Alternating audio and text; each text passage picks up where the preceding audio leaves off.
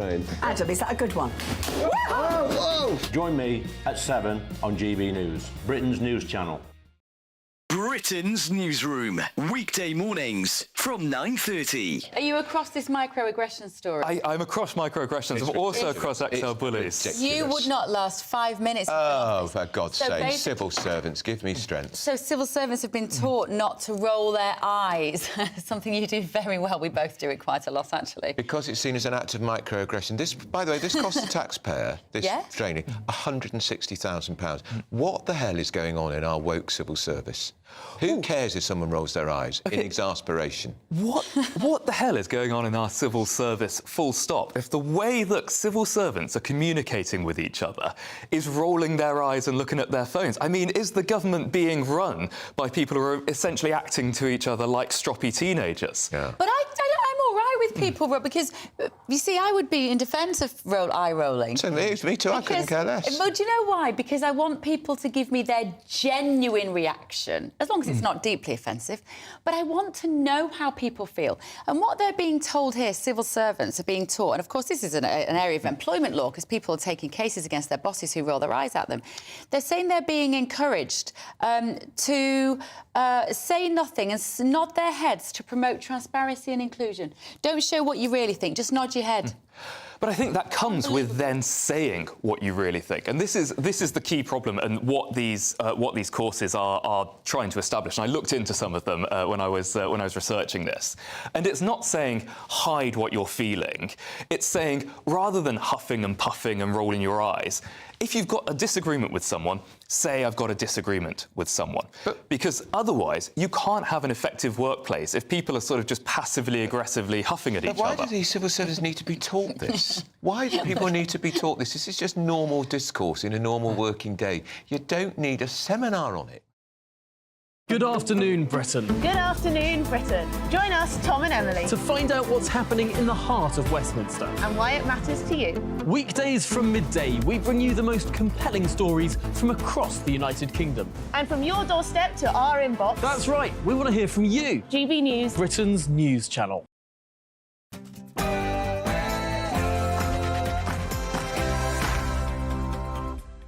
Well, hello there. It's 6 o'clock and I'm Michelle Dewberry. Coming up tonight, there is a developing story in the Channel. At least 3 migrants now have been confirmed to have died making that crossing. How on earth are we going to stop these crossings once and for all? We'll have the latest on that story.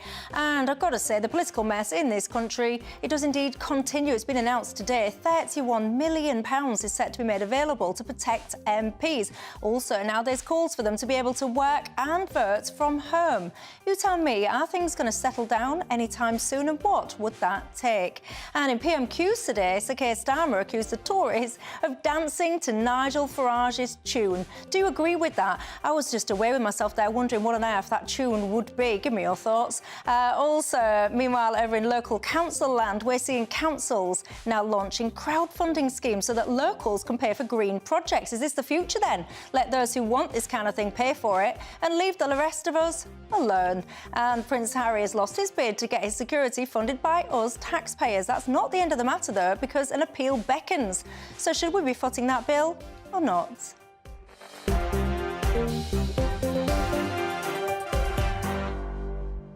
Well, we're going to get stuck into all of that and more. But before we do, let's cross live to Polly Middlehurst for tonight's latest news headlines.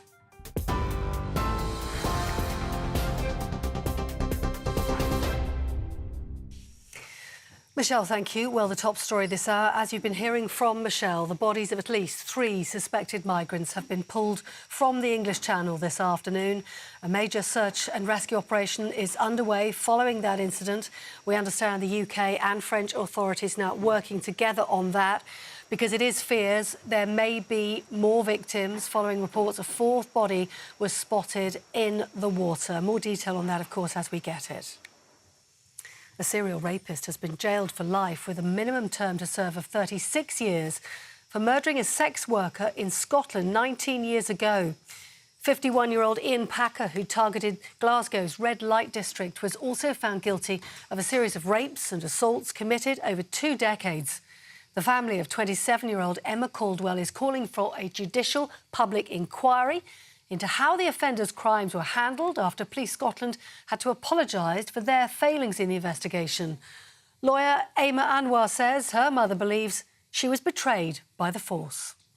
Margaret believes that officers systematically sabotaged an investigation into Packer for a decade and have blood on their hands.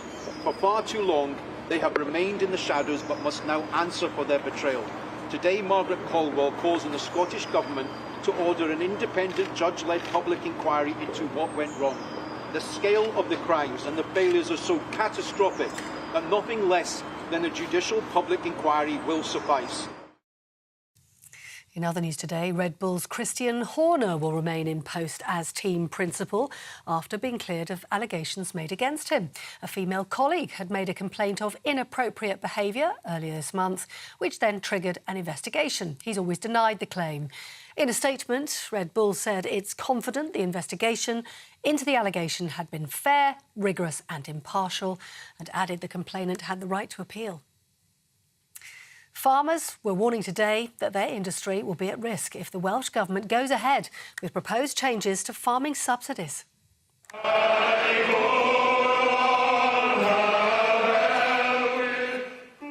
Outside the Welsh Parliament, the farmers protested in full voice against plans which require 20% of their agricultural land to be set aside for trees and wildlife habitats.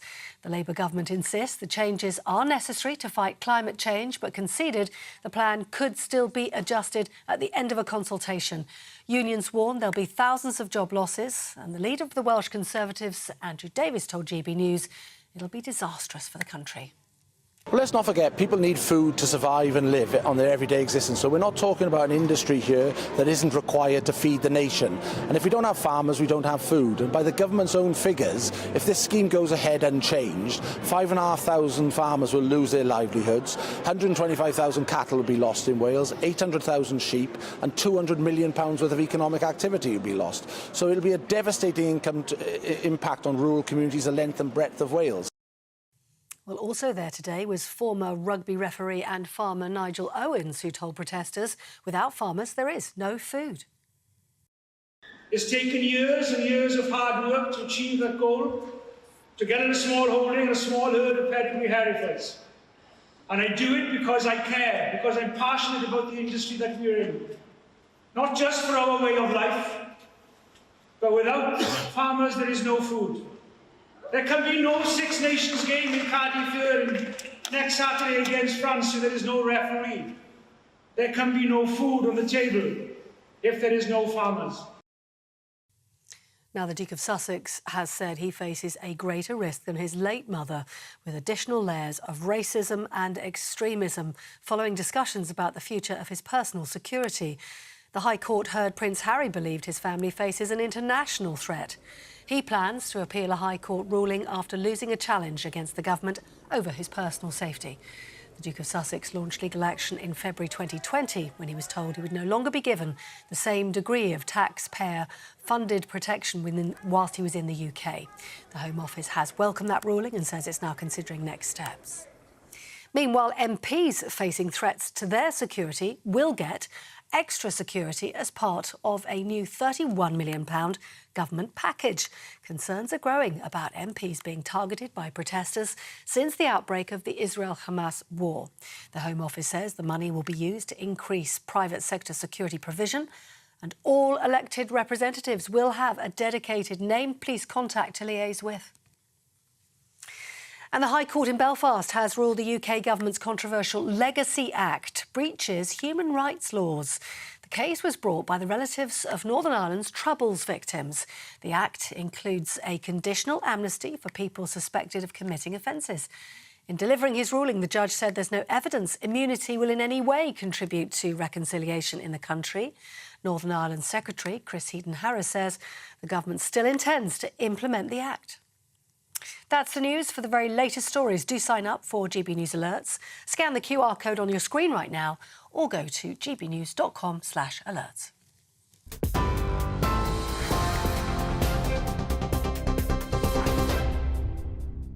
Thanks very much for that, Polly. I'm Michelle Dewberry, and I'm with you till 7 o'clock tonight. Alongside me, I've got my panel of Conservative peer in the House of Lords and the former MEP Jacqueline Foster and the journalist and commentator Mike Buckley. Good evening to both of you. And you know the drill already, don't you, on this programme? Never changes, night after night. It's not just about us three, it's very much about you guys at home as well. What's on your mind tonight? I've got to say, you've already started making me chuckle. And you know what, in this day and age, we need a bit of a laugh sometimes, don't we? We'll come on to the fact that in PMQs, Sir Keir Starmer was saying that the Tory party, they are dancing to the tune of Nigel Farage. So I will get into that serious debate, but it's also got me thinking, what would that tune be? You've already started getting your suggestions in as to what Nigel's tune is. And like I say, you are making me chuckle. Terence said, surely, no question, the theme tune of politics generally is a Benny Hill theme tune. Mark, says, surely Nigel's tune is simply the best. Mark says it's only one tune, and that is surely My Way. You're going to have me singing all these tunes now in my head.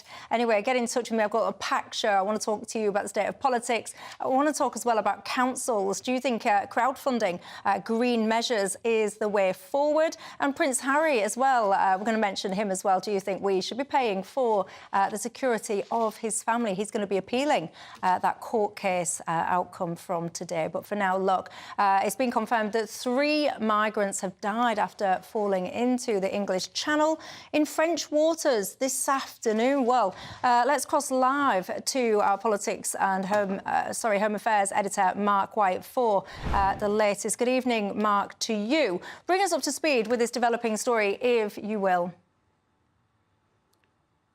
Well, still very much an active search and rescue operation underway in the English Channel this evening. There may be 2 incidents. We have not got all of the details bottomed out as yet. We want to show you some exclusive video that our team in Dover took a little earlier to give you an idea of the conditions. It shows the Dungeness lifeboat returning with a group of migrants recovered from the English Channel, trying to get into Dover Harbour, ploughing through the waves and the winds. Absolutely horrific conditions out there. It's unbelievable that people would push these small flimsy boats out at the best of times, but it's just utterly reckless to do that in these conditions. Now, what we've had is confirmation from the prosecutor in Boulogne-sur-Mer of this incident in French waters that unfolded this afternoon north of Boulogne with a boat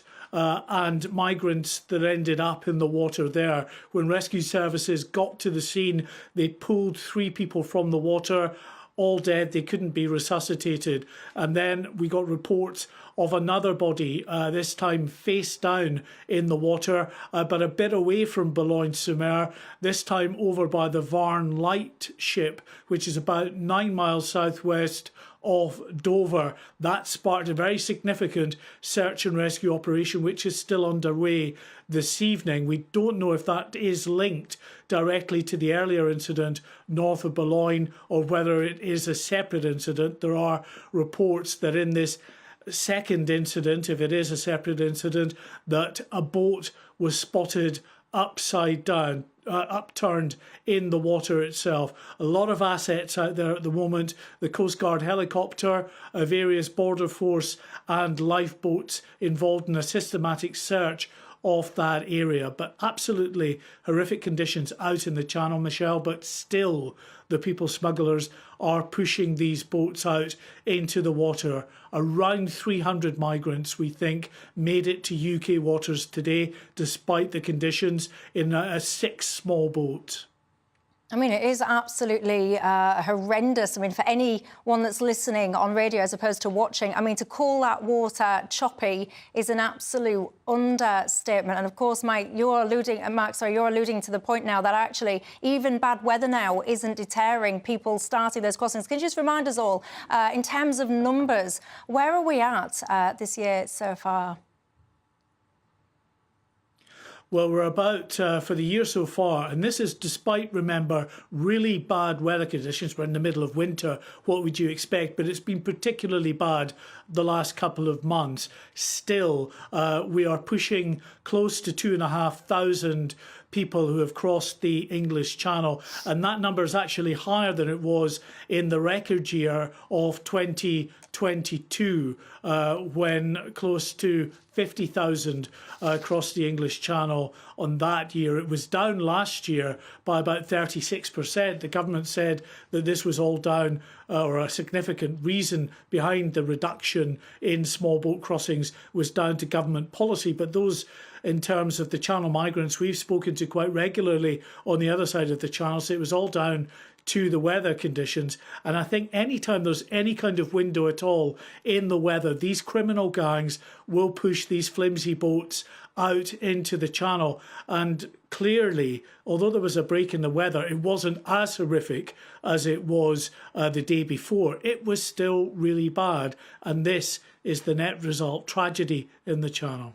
Can I just ask a simple logistical question that many of my viewers might be pondering, Mark? If these people are getting into difficulties in French waters, why are they then being brought to the UK? Why aren't they then being taken back to France? Well, it depends. This is a multiple rescue scene in terms of there being the incident of Boulogne-sur-Mer. Now, those bodies were taken back to France. We don't know what happened to the rest of the migrants that were on board that boat. It's possible they continued their journey despite those migrants being swept off the boat. And that may have been the boat that they're now currently searching for in terms of other people that might be missing in the area around the Varn Lightship. But the Varn Lightship is in UK waters, just in that sandbank there, just over the halfway mark into UK waters. So it just depends on the assets that are out there. If everybody's pitching in and people have come into UK vessels, then sometimes out of expediency and depending on where the rescue services are, they might be taken to the French side, they might be taken to the UK side, to the likes of Dover. Goodness me, I mean, you know, whatever way you look at this, it's just a horrendous situation and something now that we really do need to be figuring out solutions to. But for now, that's our Home and Security Editor, Mark White. Thank you very much for that. Jacqueline, I mean, you know, again, I will just describe it because a lot of people listen to us on the radio as opposed to watching on telly. You know, they are horrendous scenes. Nobody really of clear thought would want to be deliberately on water when it is those kind of conditions. This is a mess. It's not going to stop. The Rwanda plan, I mean, if that's going to get across the line or not, I mean, no one cares. We're just hearing already that thousands of people already this year are making those crossings. I mean, does this government really have any solutions, Jacqueline? Well, we've tried to have solutions for the last, probably, I'd say, seriously, the last 3 or 4 years. And the big problem in all of this, I'm not remotely surprised. I mean, I think there were 300 today. And this is without, obviously, and then we've got these fatalities as well, which is absolutely horrendous. But what you've got to remember is, you know, these people smugglers, frankly, they make millions on the back of misery. And they have done that all along. And also, in my view, we've never, ever had enough of a deterrent for when people actually start this journey. And this is one of the reasons why we've had to try to bring in Rwanda, actually taking people somewhere else. And unfortunately, you know, when we went right through the illegal immigration bill, and we're still on the Rwanda bill, and it's in the House of Lords as well. And I am surrounded by people, and I'll be quite blunt. We have bleeding hearts who think, I don't know, sometimes that the world is made up of marshmallows. It isn't. It's made up of ruthless crooks and gangsters. And the people who are the victims in all of this are these migrants. And as we've said, they're generally young men between 18 and 34. They're not fleeing persecution generally. It's generally for an economic reason. And that makes it even worse, frankly. Mike, what do you make to it all? Well, I mean, Jacqueline's last comment just simply isn't true. The government's own asylum system, and as we know, this is not a government that is particularly favourable towards migrants, but the government's own system states that 4/5 rather of people who apply for asylum and have their cases heard are given asylum. So that's the government's own system saying that these are genuine asylum seekers that need to be given safety and security and refuge. And it's that other 20% that are not. Though, as we know, the government fails to return that 20%. But obviously the context today is people are making journeys, people are dying. We've been 3 today and there have been many, many more, and it's a tragedy every time. And of course, we don't know those people's life stories, we don't know their family members, but we do know that it's tragedy. We know how we would feel were it a family member of ours. The government isn't doing anything constructive to stop the crossings, which it should do by closer engagement with France and by establishing safe and legal routes, which it consistently fails to do. So on the one hand, you have a government saying, we want to stop the boats. On the other hand, they don't do anything constructive about it. The Rwanda policy, even if it goes through, won't do anything to stop the boats, which I think everybody with any degree of understanding of the sector fully understands. It's a complete sideshow. The bottom line here is these aren't people that are fleeing from war zones. Well, we've already established that 4/5 of them are. They are leaving France. France is not a war zone. They can claim asylum in France. Your own Home Office determines that 4/5 of them are genuine asylum seekers. I'm not talking about what the Home Office... I am saying that people are quite allowed to claim asylum in France. These people are risking their lives, and they are predominantly economic migrants. They are predominantly men. We have actually managed to have a reasonably good deal with 1 or 2 of the countries, with Albania, for example, because you can come to Albania with your passport to the UK. This isn't straightforward, but there isn't, as I've said all along. You have to have proper deterrence in place to stop people trying to get here in the first place. Yeah, but hold on, though, because the point that Mike is making... I don't disagree with some of the points Mike makes. The point he's making is a valid one, right? Because at the end of the day, I mean, I think it's absolutely ludicrous that you can say that I'm an asylum seeker, I'm terrified for my life, but actually what I'm going to do is I'm going to go through all these different random safe countries and I'm going to cherry pick, because I don't think there's anything wrong with being an economic migrant, but I personally think that that's what most of these people are. However, notwithstanding that, Mike's point is a valid one. The system as it currently stands has a huge acceptance rate of these people, so the system as it currently stands disregards what you're saying, disregards what I'm saying, and confirms that they are asylum seekers. So why hasn't that system been changed? Because everyone can see that it's ludicrous. Because you've got one of the key difficulties as well. Most of these people that come across on the boats get rid of their paperwork. You're then in a situation, and it's quite difficult, actually, for the immigration officers to determine what their nationality is and where they've actually come from. Now, you can only return somebody to their home country if you know where their home country is. So that's, again, been complicated, the entire matter, because this is what they tend to do as well. So quickly tell me, Mike, from the Labour side of the fence, how would they speed up the processing of someone who has deliberately discarded their identification documents? Well, I will just answer Jacqueline, if you don't mind. I mean, the Home Office is when I've worked with them on this, they have a very robust set of procedures, and they can work out where people come from, of course. I mean, for example, by what language they speak, even if they don't have documents. And it isn't a system that is set up... Citizen. It isn't a system that is set up to let people in who aren't genuine asylum seekers at all. But, of course, the system that we have has to comply with international law, and there is an international definition of asylum seeker, which the government cannot, thankfully, go too far beyond. But to answer your question, I don't think Labour set out exactly what its asylum policy would be, but it would be a humane policy. The first and foremost, the most important thing they would do... Out because it's getting a little bit tiring, actually, everyone lecturing the government about what a poor job they're doing. And by the way, I agree. I think they are doing a poor job. I think it's an absolute shambles. I think it's embarrassing. And I think that people must be sitting there having a right old laugh in whatever countries they're on, watching their TikTok being lured over into 4-star hotels because our asylum system is an absolute joke. But I think it's very rich of people from the Labour side to constantly criticise the backlogs and all the rest of it, whilst not being able to clearly articulate if someone has deliberately discarded their identification documents, which, by the way, if you genuinely want asylum, why would you do that? Massive fat question mark. But anyway, if they don't answer that question as to what they would do, how do we take them seriously? I mean, it's not inconceivable that somebody would lose their documents in the midst of making a thousands of miles long journey or going on a boat from Calais to Dover. I've seen footage of them deliberately discarding their stuff, whether it's their mobile phone. I'm not suggesting it never happens, but it is also legitimate to think that some people might lose them. But in terms of what Labour would do, first and foremost, they would process the asylum claims. How? We've got tens of that by employing some staff in the Home Office. We used to do it. You know, it takes Germany a month, it takes us 2 years, and the government has now refuse to process tens of thousands of claims. What that does is harm the asylum seekers. It doesn't deter anybody from coming, but it harms the asylum seekers because they're waiting around, waiting for their lives to get back together. And it costs us, as the public and as the government, millions of pounds. We're paying $8 million a day to house these people. We've processed their claims. They then give them refugee status. They then go and get on with their lives, and then they pay their own bills. Well, I generally don't understand why the government doesn't want to do that, because it's a huge waste of public money, and I don't understand why other people don't want to do it as well. It seems ludicrous to me. What do you think to it all? Get in touch. You know how by now, gbviews@gbnews.com.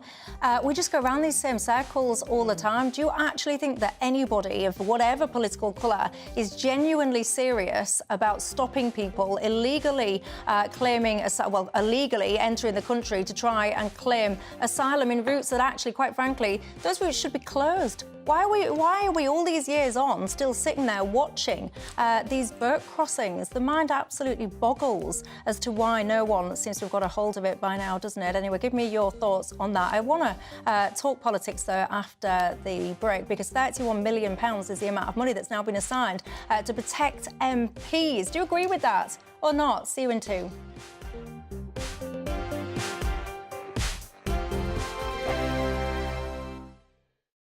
Join us every night on GB News at 11 p.m. for Headliners, which is 3 top comedians going through the next day's news stories, which is exactly what you need, because when the establishment has gone crazy, you need some craziness to make sense of it.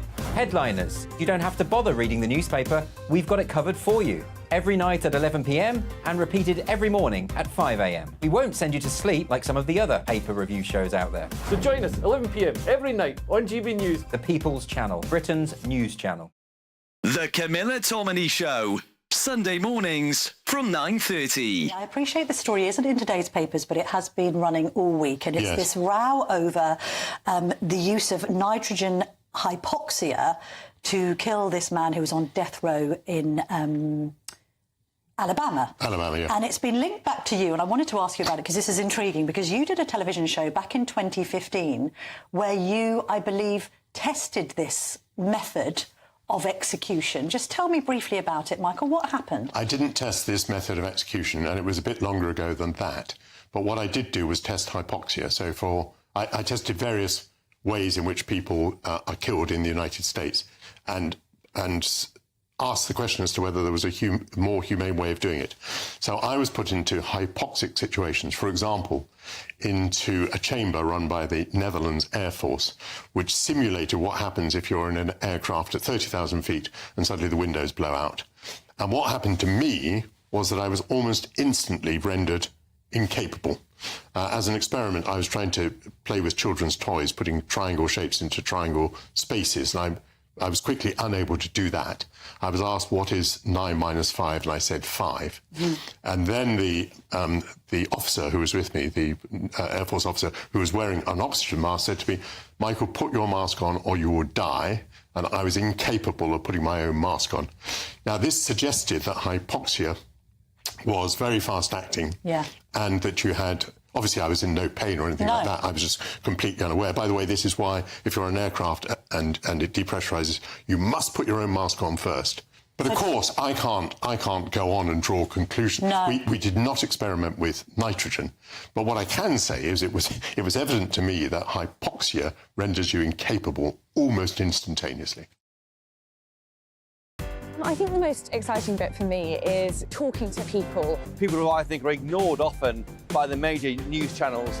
We're going to give news they want to hear. There's a voice there that needs to be heard. I think there's a chance here for a diversity of opinion to be expressed, which you don't find elsewhere. It's really exciting. We don't hold back. We're free to say how decisions that are taken here affect us all around the country. Only on GB News, the People's Channel, Britain's news channel. In 2024, GB News is Britain's election channel. So join me, Tom Harwood, for the Rochdale by-election results. From midnight through to 6 a.m, we'll discover the twists and turns of the most unpredictable by-election in a long time. You should be celebrating. I mean, I slept during it, you know. And from 6 a.m. Friday, join Michael Portillo on GB News Breakfast for his take on the results. GB News, Britain's election channel.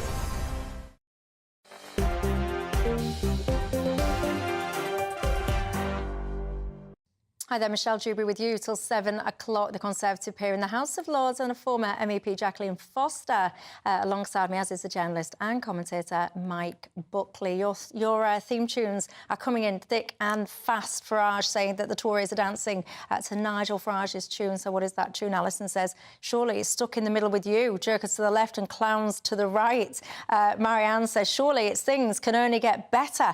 I do love singing. I love a bit of karaoke. So some of these songs are making me want to sing to you, but for your own well-being, I won't. I'll refrain from that. I've been asking you at the top of the programme about that awful situation in the Channel. What on earth do we do about it? Sai says the only way to stop these crossings are to take people back to France. Only once they know that they will never be able to get entry to UK shores will that stop them from coming. But how do you do that, though, Sai? That is the question, because, Mark, you've got the same solution as well. But how?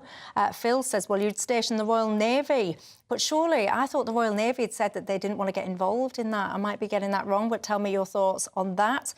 Wendy says, we all need better communication with the French and with the Border Force.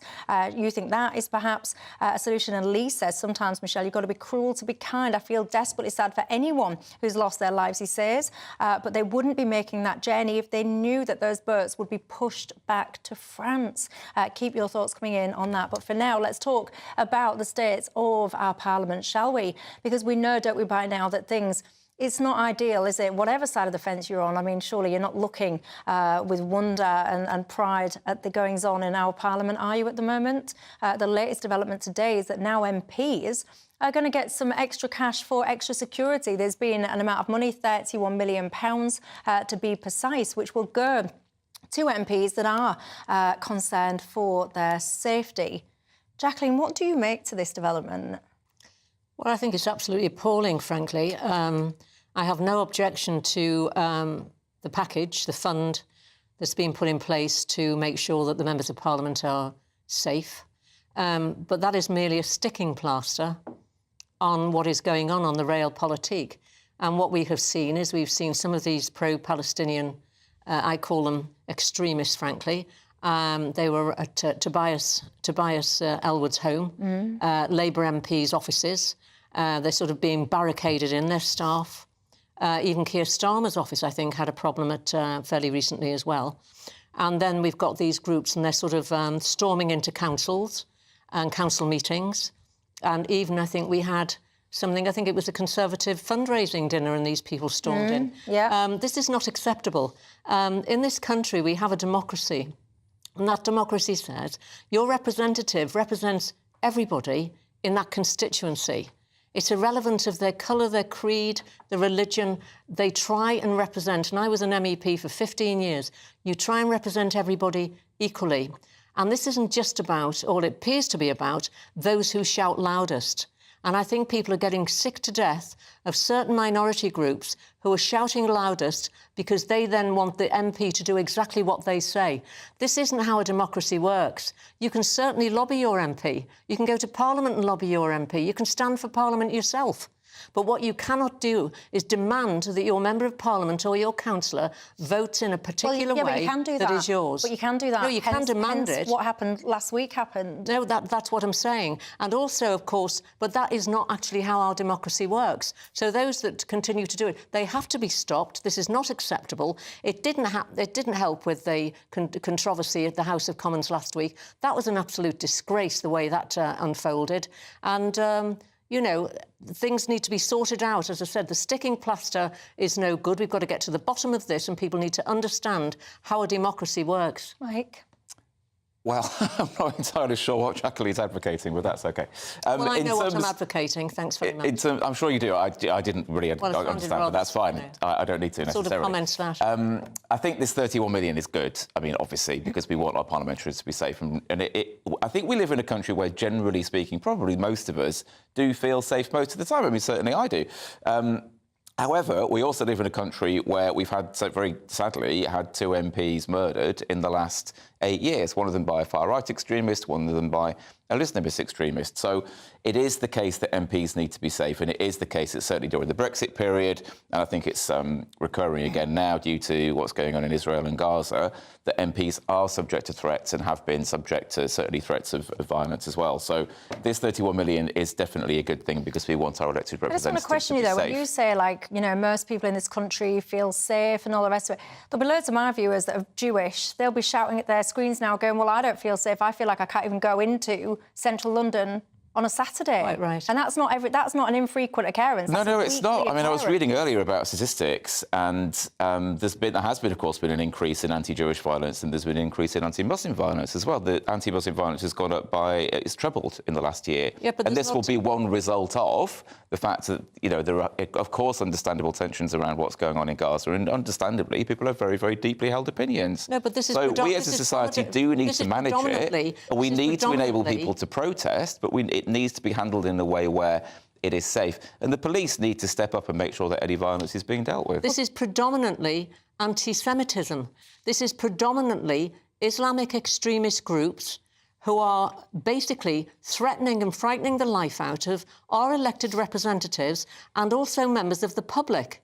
We'll probably come on to the consequences of these marches and protests that have gone on for the last 4 months. But as Michelle quite rightly says, if you are Jewish and you live in London or around the country, you are under threat. People are terrified to go out of their houses. They're worried about their children going to school, and that has to be dealt with. And this is about a minority. These are minorities. These are minority groups, and they are trying to call the shots, and they cannot be allowed to. And we all have to get together and band together and make sure they understand how a democracy works and what the rule of law is. If you don't want to comply with the rule of law, if you want to bully everybody to death, you're living in the wrong country. I mean, I'll play a clip in a minute of Chris Bryant. You might have seen this a couple of days ago. He was actually talking about the pressure that had been placed on the House. How a day flies, doesn't it? Was it a week ago now? Was it last Wednesday? Let's just have a little listen, remind ourselves of what he had to say. The way we do our business in Parliament is terrible. I mean, we brought ourselves terribly into disrepute, I think, on Wednesday. But were you put up to that filibuster, or did you take it upon yourself? A bit of both, if I'm honest. I think the whole day was grubby, and we need a system which doesn't allow people to manipulate the rules to be able to get what they want. Which you did. See, I find that pretty damn disgraceful, actually. I don't find that funny. Me too. And I don't know why Chris seems to find that quite amusing. And this whole situation, that we are in a situation, it's all well and good saying, oh, yeah, we're a democracy and all. But evidently, if you threaten people, you've had Harriet Harman now saying, actually, MPs should be able to work from and vote from home. And I think that's disgraceful. Because then you're kowtowing to extremist people that are influencing democracy, that are making it less like a democracy and almost some kind of weird edge towards some kind of dictatorship, which we are not in this country. When you saw Chris Bryant responding like that, what did you make to it? I think he's just being incredibly honest, to be honest, and he's saying that we have an outdated system in the House of Commons which didn't function in the way that it should have done last week, and it needs to be updated. And when he made the point that when he used to be a Hackney councillor, I was watching the clip earlier on, they would take a motion and they would take all the amendments to that motion and all of them would be heard. Whereas in the Commons at the moment, as you know, if a motion is put forward, as last week by the SNP, standard procedure is only the government amendment can be heard and not the Labour motion. And he's saying, well, that should be changed so that all different amendments can be heard, which just seems quite logical. Has and to me, is more democratic. I'm sorry? Has he raised that concern before? I've got no idea. No. I mean, I don't know. This is what but it's been raised Cuba. now, and clearly in light of last week, we know that this is an issue. No, but this is ludicrous. We have a practice and a protocol in the House of Commons which has been valid for years, giving opposition parties their days. And that's absolutely quite right. What happened last week was an interference with the Speaker by the Labour Party. Whoever the individuals are, it's entirely up to... I'm not going to point fingers at exactly who it was. It was absolutely outrageous, and it led... And it wasn't just that. There are other things that they have been doing on their Twitter account over the last few months against certain policies of the Conservative Party. And it was a culmination of frustration in the end, actually even by the SNP, as well as the Conservative MPs, and they ended up walking out. So for Chris Bryant to sit there in this sort of, well, it was only, you know, it wasn't really a nice thing to do. It's appalling. He's a senior MP, and to even, you know, look at this in a sort of light-hearted fashion or think, oh, well, we should change the rules. No, we don't have to change the rules. We've got the rules. You comply to the rules. We don't always like the rules, but that's why they're there. And this has escalated a lot of this horrendous behaviour that has taken place, as well as showing from the river to the sea on Big Ben. I mean, just appalling, this. I'm sure Mike will want to respond to that. Also, so we'll let him do so after the break, but also as well, Farage. He was brought up again in PMQs today. Apparently, Sama reckons that the Tories are dancing to his tune. Do you agree with that or not? See you in 2.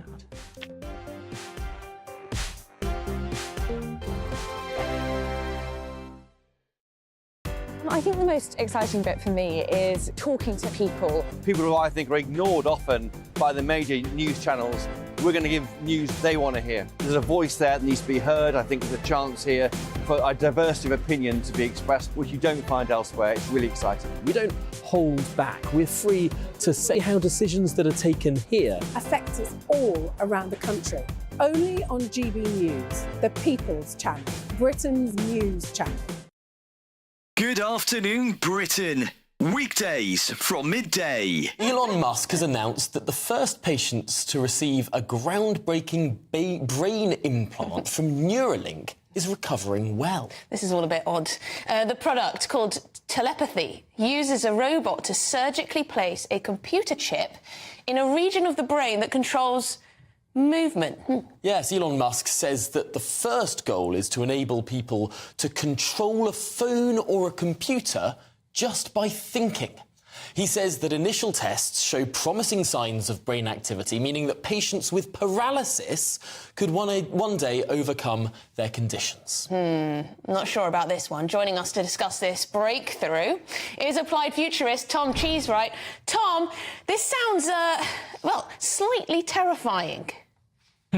I certainly think a lot of people will be thinking this is something out of a sci-fi horror rather than reality. But this is a technology that's been a long time coming. We've been developing direct brain-computer interfaces for a long time, mostly for the sort of therapeutic reasons that are the initial goal, at least, of Elon Musk's Neuralink, to allow people who are perhaps quadriplegic to have direct control via their brains of initially a smartphone and maybe ultimately artificial limbs or a wheelchair.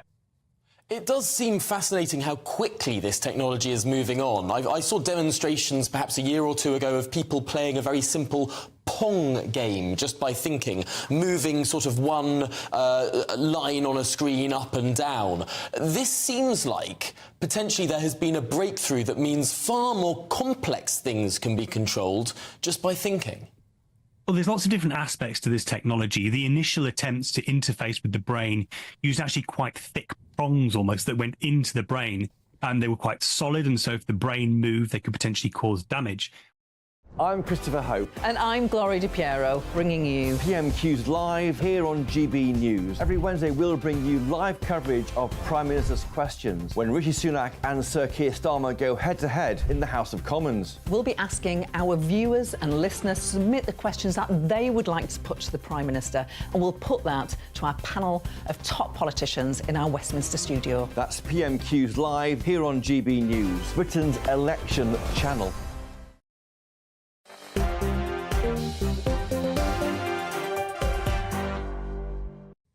Hi there, Michelle Dewberry with you till 7 o'clock tonight. Jacqueline Foster and Mike Buckley remain alongside me. One of my viewers has been in touch with me talking. Ronald actually said, I loved the way PMQs was all about Nigel. Let's listen then to a little clip that shows us what you perhaps are referring to. When will he ever stand up to them and end the pathetic spectacle of a Tory party that used to try and beat Nigel Farage, now giving up and dancing to his tune instead? Mr. Speaker, utterly shameless from someone who stood by while anti-Semitism ran rife in his party, oversaw the appalling situation in Rochdale. Well, you're a Tory. Are you dancing to Nigel Farage's tune, Jacqueline? I mean, I was in the chamber, I was watching, and I couldn't believe that, you know, the Leader of the Opposition gets 6 opportunities to ask a question, and he comes out with something like this. It was, frankly, bizarre. Dancing tonight, I mean, I've known Nigel for many years. I was an MEP, Conservative MEP, and obviously UKIP were in the European Parliament. We'll have similarities on certain points of, I'd say, policy, because he was sort of an old Tory. But in fact, are we dancing to his tune? For Keir Starmer, actually, to raise that, he must be worried about hang on, something. because you're not answering, are you, or aren't you? Well, of course we're not dancing to Nigel Farage's tune. We're a party that's been around for more than 200 years. So we make policy. I mean, I am a Thatcherite Conservative, and my views haven't changed particularly since Margaret Thatcher's day.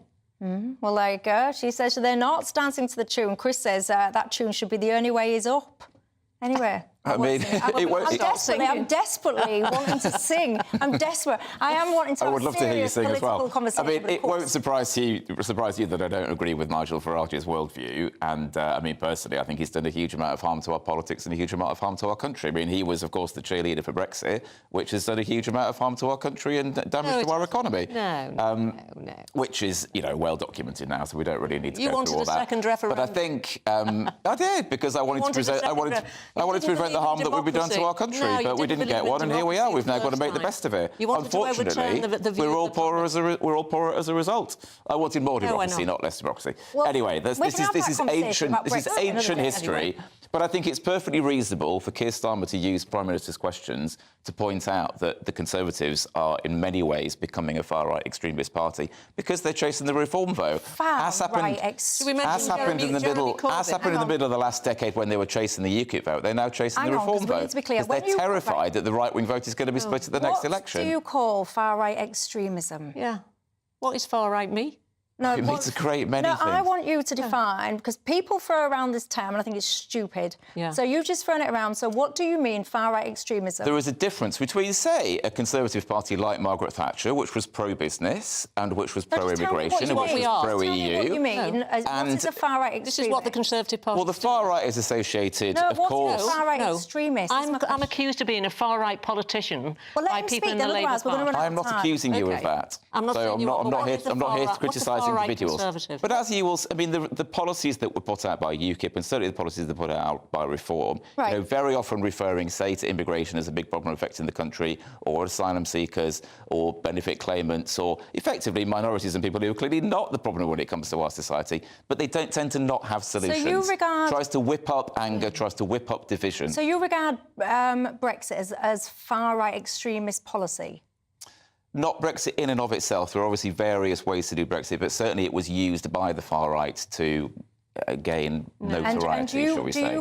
And do you regard people's concerns about the changing of their communities at a rate of pace which is quite alarming, something that they didn't have a say in? Do you regard those concerns as far-right extremism? No, it's perfectly reasonable to be concerned about changes happening in your society and your community, but how we respond to that, there are good ways to respond to that and bad ways to respond to that. And certainly it's the case that there are politicians, and I would deem these people on the far right, who will say to the general population, however we want to turn them, your life is bad. For example, I mean, here's one example. People saying to normal people in the country, this happened in the referendum, you can't get a GP appointment because of immigrants coming into the country, which was not the case. People couldn't get a GP appointment and still can't because we've underfunded the health service for 14 years under this government. One of the core reasons that people can't access public services, whatever that is, so let's just use your example of GPs, is unquestionably because the population has expanded at a rate of knots. One of the reasons for that is uncontrolled immigration. Yeah. The reason people can't get an appointment is A, underfunding, and B, lack of people of working age in this country, because we've got an ageing population. So we've got more older people. We haven't got enough people of working age in the country,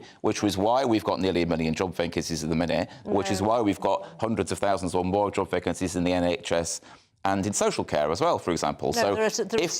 As a result, I mean, your government genuinely, it knows we need inward migration, which is why it's going around the world handing out visas like confetti, at the same time as which saying we need to reduce immigration. You've diverted attention. No, I haven't. From what the point is about calling people far-right, which you'd probably describe... I'm sorry, you guys moved the conversation onto immigration and numbers. And actually saying that we can't actually have a discussion about things like illegal immigration or whatever it is. I will just make the point, it's not illegal to claim asylum. Without being being called far right. This is nonsense. We've had over 3 million people over the last 3 or 4 years that have come into the country. It's the speed also of immigration that you have to look at. It's not just the illegal side. Your government has been handing out visas like confetti. I don't disagree. I do not disagree. Because it knows that we need people of working age in the country for the economy to function. We also have far too many people who should be working when they're fully able to work as well. There's a whole raft of reasons. Well, sadly, we've got lots of people long-term ill because you've underfunded the NHS. This is what we're going to do. Not that at all. Excuse me, both of you. Right, what we're going to do is simple. I was going to talk about Prince Harry and his security, but you know what? I can save that for another day because I think this is a crucial point.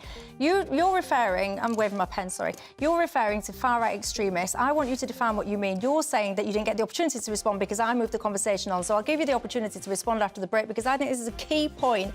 These phrases, far-right extremists, they are banded around all the time. And I want to get to the bottom of what people are actually talking about when they use those phrases. I'll see you guys in 2. In the GB Newsroom, we bring you the news as it happens. With our team of dedicated journalists across the UK, we're ready to give you accurate reporting every day. When the news breaks, we'll be there with bulletins on GB News, the People's Channel, Britain's news channel. Lee Anderson's Real World, Fridays from 7 p.m. Dr. Jane Jones, who's the clinical lead for Care After Combat. Yeah. Jane, thanks for coming. And just tell me a little bit about your organisation. What do you do? OK, well, thank you for having me here so we can talk about Care After Combat. So we are an organisation, a charity, who work into the prison system, working with military veterans who've somehow got involved with the justice system and... So there's quite a high population of ex-service men and women in our prisons. Why is that, do you think? So 2014, the government did a review of who was resident in UK prisons, and what they found were that military veterans are the highest occupational group, and this obviously raises some concerns. Yeah. So the government wanted to do something about that, and so they supported Care After Combat initially, just as a scoping exercise, really, to see if there was any way we could help these men and women actually, you know, understand the problems that led to offending behaviour and go on to lead successful lives. So what sort of offending behaviour are we talking typically for people that's in prison that's actually served in our armed forces?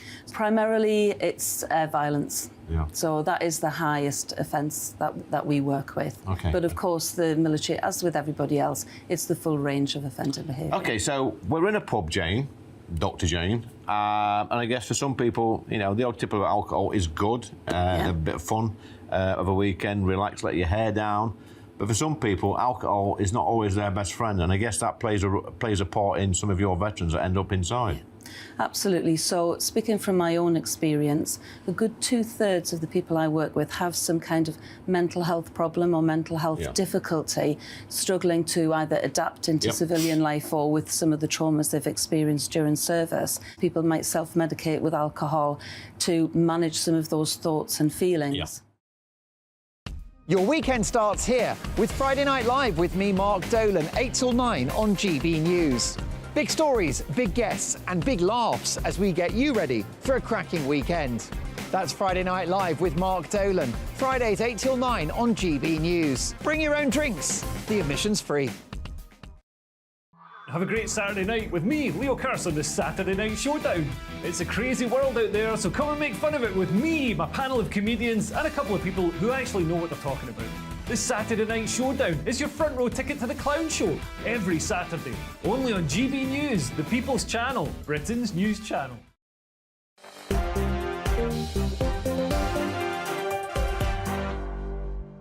Hi there, I'm Michelle Dewberry and I'm with you till 7 o'clock tonight, alongside me the Conservative peer in the House of Lords and a former MEP Jacqueline Foster, and the journalist and commentator Mike Buckley. Look, I was going to move on. I was going to talk about Prince Harry and his protection.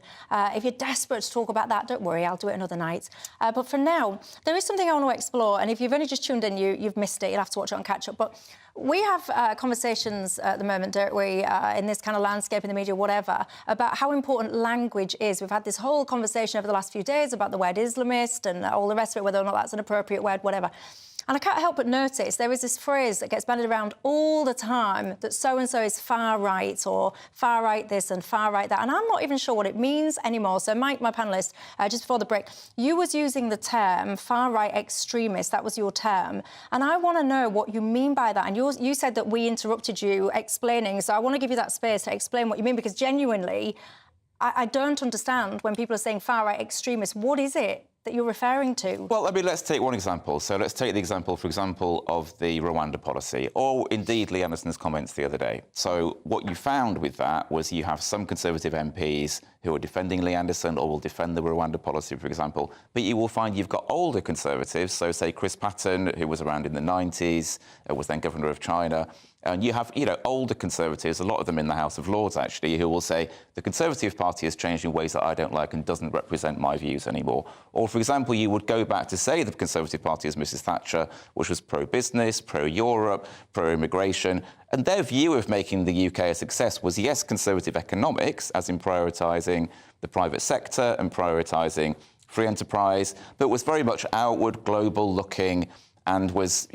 kind of confident and certainly pro-business in that sense. Yeah. Whereas the Conservative Party that we have today has shifted to the right, right, in the sense that it is not really concerned with those things at all, and certainly it hasn't done anything to favour the business community, and indeed it pushed to a very extreme form of Brexit against the wishes of the business community. So it used to be the party of business, now isn't the party of business. Right. It did that to do with for electoral reasons. Because that is the point. This is the point I want to drill down on.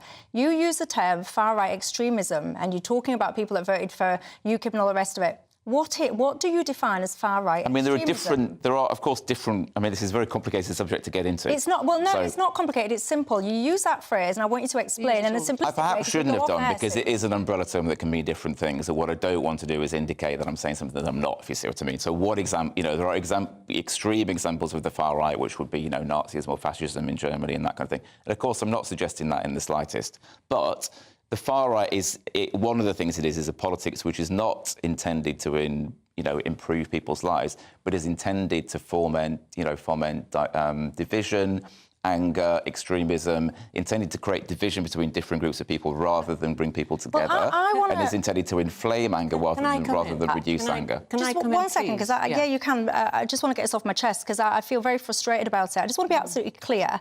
Language does matter, and I take on board the conversations that we've had about some of the language that's been used, etc. But it matters also, this banding around loosely of this term, far-right extremism. It is not far-right extremists to want to control the borders in this country. It is not far-right extremism to be concerned about the change of your communities, the rate of pace, the difference of cultures, the lack of integration.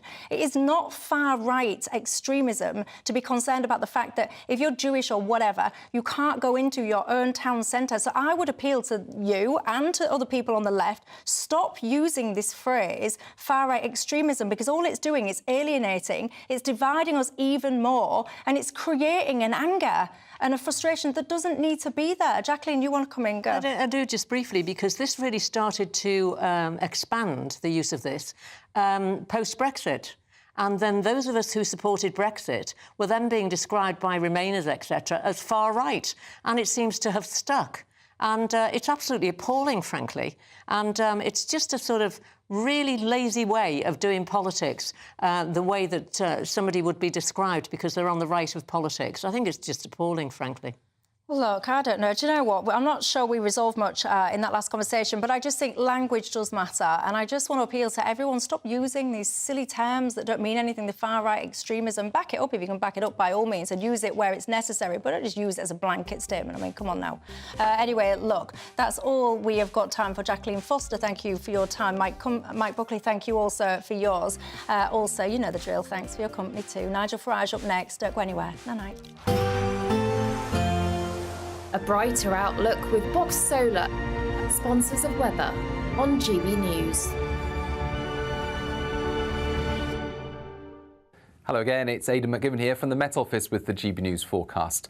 Mild at first, but we're going to see outbreaks of rain move across the country over the next 24 hours, ushering in colder weather by Friday. Now, we've got low pressure at the moment, anchored to the northwest of Scotland, bringing a series of weather fronts in, but those weather fronts contain mild, albeit cloudy and increasingly wet weather. The wettest weather will be across Scotland through the evening into northern England and eventually clearing from Wales. That rain sweeping into the Midlands, East Anglia and the southeast by the end of the night. Where we've got the cloud and rain, it stays mild, 8 to 10 Celsius, but clearer spells for Scotland and Northern Ireland. Colder here as we begin Thursday, but blustery with strengthening winds, gales for the west and the north of Scotland, and quite a number of showers moving in across Northern Ireland and Scotland. Those showers in the colder air falling as snow above around 200 or 300 metres.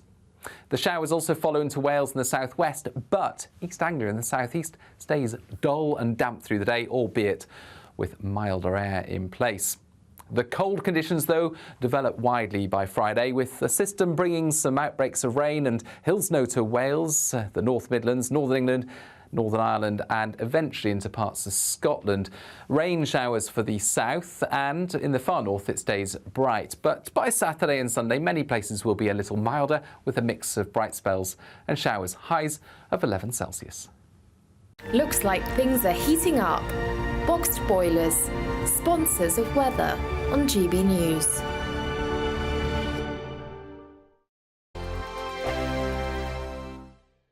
In the GB Newsroom, we bring you the news as it happens. With our team of dedicated journalists across the UK, we're ready to give you accurate reporting every day. When the news breaks, we'll be there with bulletins on GB News, the People's Channel, Britain's news channel. Have a great Saturday night with me, Leo Curse, on this Saturday Night Showdown. It's a crazy world out there, so come and make fun of it with me, my panel of comedians, and a couple of people who actually know what they're talking about. This Saturday Night Showdown is your front row ticket to the clown show every Saturday, only on GB News, the People's Channel, Britain's news channel. GB News Breakfast. Every day from 6 a.m. Lots of people very concerned about what's happening in the Middle East. Iran obviously denying it, but the next move from the United States, our key allies, will be absolutely key. Absolutely right. And I think there's a lot of talk about where this could go, whether the situation could be escalated. But I think the chatter is heading in the right direction, which is about de-escalation. So if there are going to be targeted sanctions against Iran, that's already happened through expelling certain diplomats and other measures there. But you can do that without arm-to-arm combat at this stage. But I think the US will be weighing up all of its options. Antony Blinken obviously gave a press conference in the United States yesterday to say that, there will be a response from the US, but it'll be at their time and it'll be in the way in which they think is the most appropriate. So all eyes are now on the United States as to when it makes that move. Yeah, and it's fascinating, isn't it, how domestic politics plays so much into international politics. The States, they've got a presidential election this year. We've got a budget coming up. So all the noise, both sides. You've got Donald Trump saying, go a bit more hawkish, I suppose you could say, than President Biden. And here we've got all the generals. We've got the Secretary of State for Defence coming out saying, we need conscription, we need more cash. But a lot of that is part of the sort of national narratives rather than actually looking at what's happening in Iran, isn't it? It is. I mean, it plays into, the very uncertain times that we're living. And you're absolutely right. There'll be supporters of Donald Trump who are clearly adversaries of Joe Biden to say we must act now. It's a demonstration of showing your strength. Opponents of Biden will say that the US looks weak if it doesn't take action now against Iran, who are clearly, as we know, funding these at arm's length organisations like Hezbollah in Tehran, like the Houthis who are carrying out the attacks in the Red Sea. So Iran is responsible. Every Sunday from 11, join Michael Portillo. There will be topical discussion, looking at the week before and the week to come. So kick back and relax at 11 a.m. on Sundays on GB News with me, Michael Portillo. GB News, the People's Channel, Britain's news channel.